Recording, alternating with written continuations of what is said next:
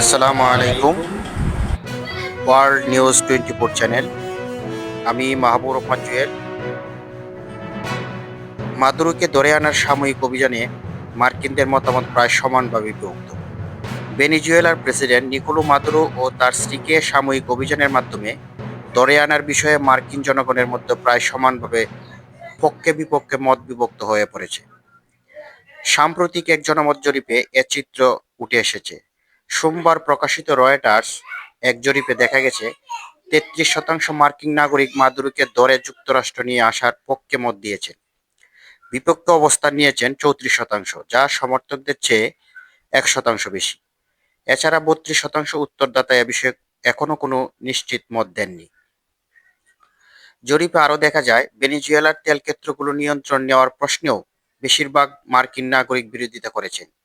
এ বিষয়ে 46% তেল ক্ষেত্রের নিয়ন্ত্রণ নেওয়ার বিপক্ষে মত দিয়েছেন, যেখানে 30% এ পদক্ষেপের পক্ষে অবস্থান নিয়েছে।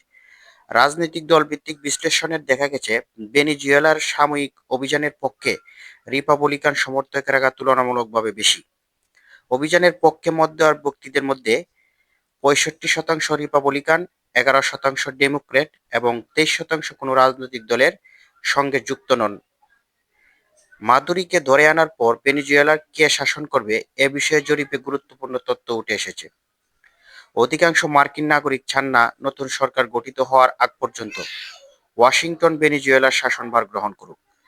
জরিপে অনুযায়ী 43% এ ধারণার বিরোধিতা করেছেন, 34% সমর্থন জানিয়েছেন এবং 20% এ বিষয়ে অনিশ্চিত। এছাড়া ভেনেজুয়েলার মার্কিন সেনা মোতায়েন বিষয়েও জনমত নেতিবাচক। জরিপে অংশ নেওয়া 47% মানুষ সেনা মোতায়েনের বিপক্ষে মত দিয়েছেন। বিপরীতে 30% উদ্যোগের পক্ষে অবস্থান নিয়েছেন।